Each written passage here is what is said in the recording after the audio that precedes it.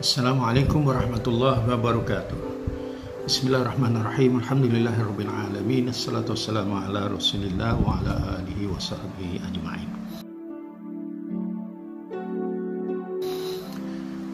Tuan-tuan dan puan-puan, sidang penonton sekalian, alhamdulillah pada hari ini saya ingin mengusulkan suatu program yang sangat baik yang saya kira sangat diperlukan oleh pelbagai masyarakat yang sedang menghadapi satu ujian yang sangat besar yang berkaitan dengan coronavirus COVID-19. Kita mohon kepada Allah supaya kita dapat terhindar daripada jangkitan yang sekarang ini mewabak ke seluruh dunia, dan negara seperti Malaysia dan yang lain-lain tidak dapat mengelakkan hal ini. Kita tahu bahawa satu perkara yang sangat tertonjol di dalam ujian menghadapi COVID-19 ini ialah perasaan ketakutan.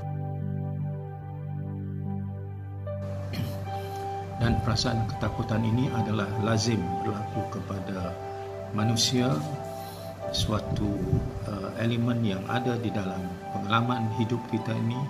Merasa takut adalah suatu yang lazim dan juga suatu yang biasa.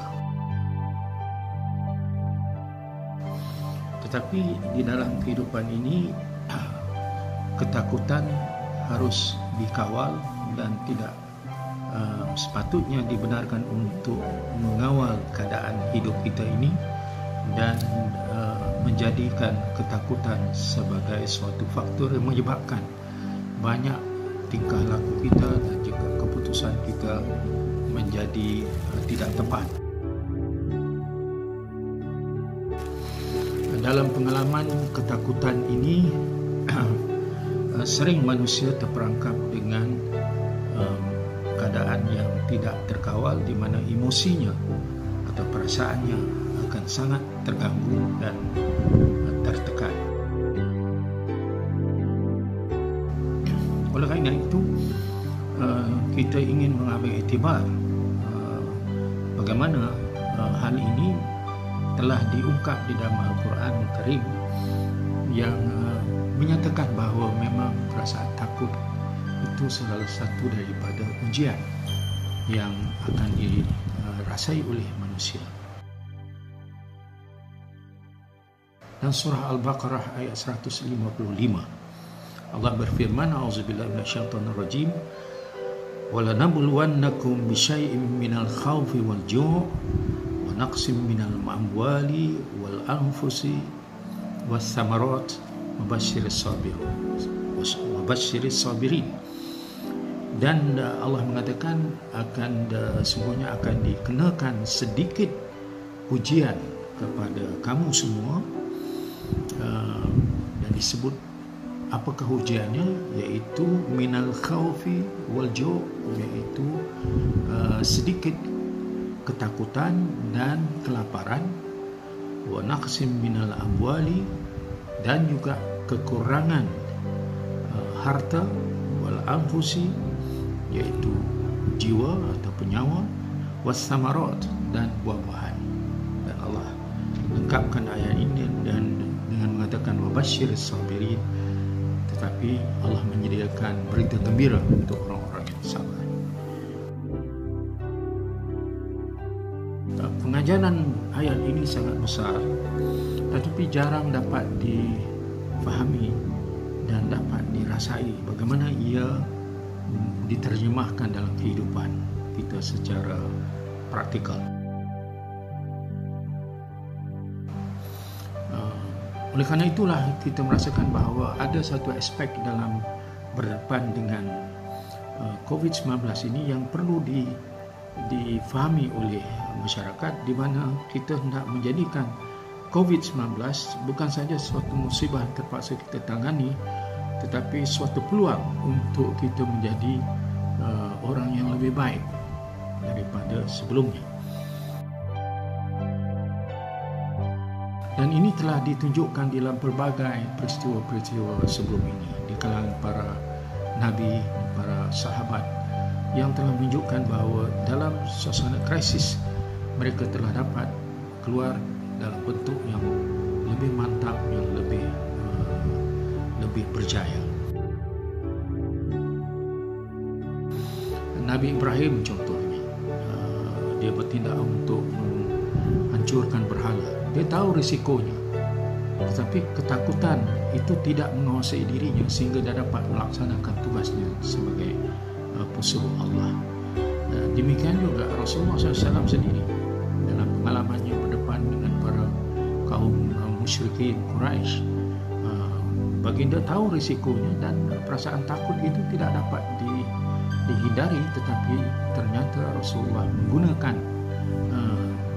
juga keberaniannya dan tidak membenarkan ketakutan mengawasi dirinya sehingga tugas baginda sebagai penyeru kepada agama Allah itu berjaya dilaksanakan. Sayyidina Abu Bakar radhiyallahu anhu juga mengalami suatu krisis di kalangan masyarakat apabila mereka sebahagiannya tidak mau membayar zakat, tetapi keberanian dan mengenepikan atau mengawal perasaan takut itu telah dapat diamalkan atau diterjemahkan dalam pribadi Sayyidina Abu Bakar Siddiq radhiyallahu anhu. Contoh-contoh ringkas ini sangat perlu kita belajar bagaimana ianya boleh kita serapkan dalam diri kita. Ternyata ilmu yang sekarang ini dipanggil emotional intelligence ataupun kecerdikan atau kecerdasan emosi sebenarnya adalah suatu perkara yang boleh dipelajari, yang boleh diserapkan dalam hidup kita dan boleh diamalkan dengan melalui suatu sistem pembelajaran. Dan saya ingin mengesyorkan bahawa tuan-tuan dan puan-puan mengikuti penerangan lebih lanjut daripada apa yang dipanggil emotional intelligence, the prophetic way, ataupun yang disebut kecerdasan emosi, mengikut cara Rasulullah SAW. Saya anjurkan supaya tuan-tuan dan puan-puan dapat mengikuti penerangan yang akan dilakukan pada 8 hari bulan Februari ini pada 10 pagi melalui online. Sila daftarkan dalam online anda dengan mengikuti Facebook saya Cikgu Azmi atau Facebook Presiden MAPIM, dan anda akan dapat melihat apakah link yang anda boleh daftar dan ikuti penerangan sepenuhnya tentang kursus yang kita sediakan oleh MAPIM yang akan dikendalikan oleh seorang pakar human resource di peringkat antarabangsa untuk dapat menjelaskan apakah sebenarnya kursus yang disediakan. Ayuh kita jadikan COVID-19 bukan menjadi penghalang untuk kita maju ke hadapan, untuk kita menjadi lebih kuat, untuk mencetuskan pribadi yang lebih ampuh, lebih berani, untuk kita meneruskan tugas kita di muka bumi ini. Ini sesuai diikuti oleh pelbagai pihak, sama ada ibu bapa atau pekerja-pekerja maupun majikan-majikan, ahli usahawan, jabatan-jabatan kerajaan. Saya syorkan supaya dapat mengikuti kursus ini secara online buat sementara ini, dan insya-Allah akan kita jayakan selanjutnya. Sila lihat pada Facebook Cikgu Azmi atau Facebook Presiden MAPIM.